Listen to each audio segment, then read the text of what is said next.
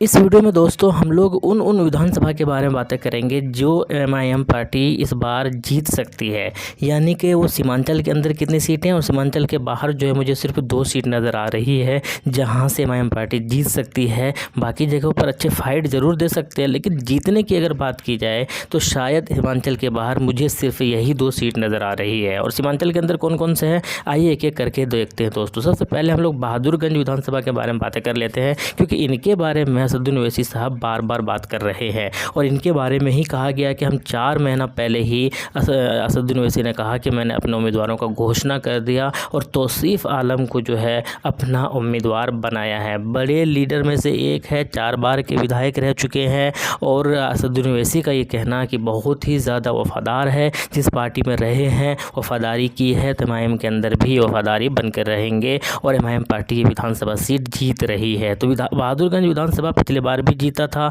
2020 के अंदर भी और 2025 के अंदर भी जो है ये विधानसभा सीट एमआईएम पार्टी जीत रही है। अंजार नईमी साहब थे पिछले बार एमआईएम के जीते हुए कैंडिडेट, इस बार अंजार नईमी को टिकट नहीं दिया है क्योंकि एमआईएम पार्टी को छोड़कर वो दूसरी पार्टी में चले गए हैं और वहाँ से उनको टिकट नहीं मिला। इसके बाद बात करते हैं हम लोग कोचा धमन की। कोचा धमन के अंदर सरवर साहब को उम्मीदवार बनाया है और आपको याद होगा इजहार असफी साहब पिछली बार जीते थे एमआईएम पार्टी की तरफ से और इस बार इजहार असफी साहब ने जो है एक बार फिर से एमआईएम को समर्थन दे दिया है, उनके बेटे ने, उनकी फैमिली ने, और इस बार ये सीट जो है एक बार फिर से एमआईएम पार्टी के खाते में जाते हुए नज़र आ रही है। मुकाबला आसान नहीं है क्योंकि मास्टर मुजाहिद भी मैदान के अंदर है, लेकिन फिर भी एमआईएम पार्टी के वोटर्स, एमआईएम पार्टी के जो कार्यकर्ता है वो इस चीज़ पर बिलीव कर रहे हैं कि एक बार फिर से हम कोचा दमन पिछली बार की तरह इस बार जीत रहे हैं। इसके अलावा किशनगंज की बात करते हैं, एक बहुत ही यंग आदमी को, बहुत ही यंग लड़का को जो है वो अपना उम्मीदवार बनाया है, एडवोकेट शम्स आगाज़ को।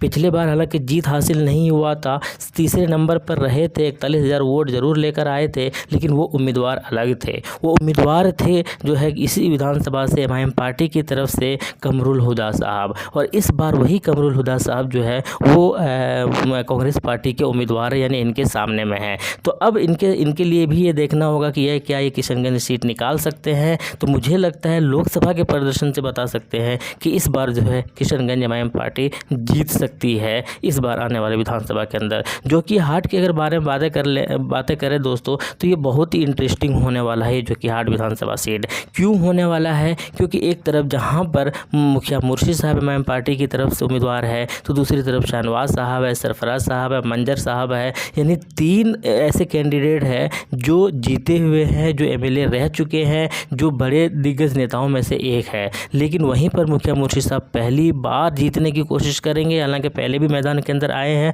उतरे हैं, लड़े हैं, जीते नहीं हैं, लेकिन इस बार टिकट बहुत अच्छी पार्टी से मिला है, वो है एमआईएम पार्टी। और कहा यही जा रहा है कि ये मुकाबला कुछ भी हो सकता है और जीत और हार का अंतर इस विधानसभा के अंदर बहुत ही कम रहने वाला है। और सरफराज और शाहनवाज की लड़ाई में कहीं ना कहीं ऐसा ना हो कि एमआईएम पार्टी अगर इनको सपोर्ट करती है, इनको कार्यकर्ता इनको सपोर्ट करते हैं तो ये सीट जो कि हार से निकाली जा सकती है, लेकिन ऐसा माना जा रहा है। लेकिन क्या होगा वो तो आने वाले वक्त में ही पता चलेगा। इसके अलावा अमूर विधानसभा के बारे में बातें करते हैं तो ये विधानसभा भी अब फिलहाल अख्तरुल ईमान साहब के पाले में जाते हुए नज़र आ रहे हैं। काफ़ी ज़्यादा विवाद भी पैदा हुआ इस विधानसभा को लेकर, लेकिन अख्तरुल ईमान ने जो काम किया पिछले 5 साल के अंदर, उनका एक उन्होंने किताब बनाया, उन्होंने एक छोटी सी डायरी बनाई और वही डायरी जो है वो बांटे उन्होंने, और उन्होंने दिखाया कि जब हम काम किए हैं तो लोगों को जानना भी ज़रूरी है, लोग पढ़े कि क्या क्या काम किए हैं 2020 से लेकर 2025 तक में उन्होंने क्या क्या किया है। तो इससे साफ पता चल रहा है कि अख्तरुल ईमान ने पिछली बार काम तो किया है,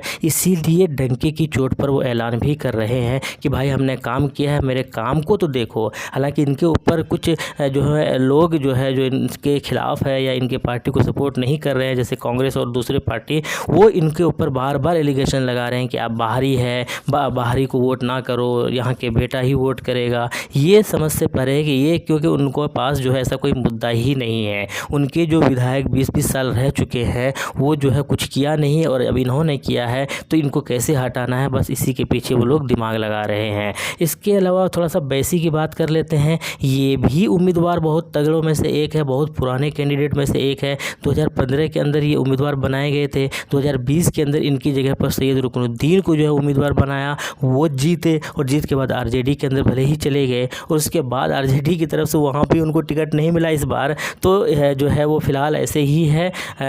और ये उम्मीदवार गुलाम सरवर साहब जो है वो एमआईएम पार्टी की तरफ से मैदान के अंदर है 2025 के अंदर। ये भी एक बहुत बड़ी बात है कि अगर आप सब्र करते हैं तो भाई आपको टिकट मिलेगा। ऐसा नहीं है कि हर बार आप ही को मिलेगा। जैसे 2015 के अंदर इनको मिला तो ये नहीं जीत पाए, 2020 के अंदर जिनको मिला वो जीते, एक बार फिर से 2025 के अंदर इनको मिला। तो ऐसे भी जो है लोगों को थोड़ा सा जो सब्र नहीं कर रहे हैं या जो टिकट के लेकर मारामारी कर रहे हैं, पार्टी छोड़ देते हैं, टिकट नहीं मिलता है, तो उनके लिए भी ये सबक है भाई आप बने रहिए, आपका नंबर आएगा जैसे कि इनका आया। तो उम्मीदवार बहुत अच्छे हैं, पकड़ भी यहाँ पर है, सीटिंग, क्योंकि पिछले बार भी एमआईएम पार्टी की यहाँ पर जीत हुई थी तो इनके कार्यकर्ता, इसका मतलब एमआईएम पार्टी के कार्यकर्ता भी यहाँ पर एक्टिव है। तो ये भी सीट जो है अमोर वैसी विधानसभा जो है अमोर की तरह ही गुलाम सरवर साहब निकाल सकते हैं। इतना क्षमता और कैपेसिटी है, बड़े उम्मीदवारों में से एक है। अब देखना है कि 2025 के अंदर कैसा रिजल्ट रहता है, लेकिन एमआईएम के यहाँ पर पकड़ मजबूत है, जीतने के चांसेस इसलिए ज़्यादा है।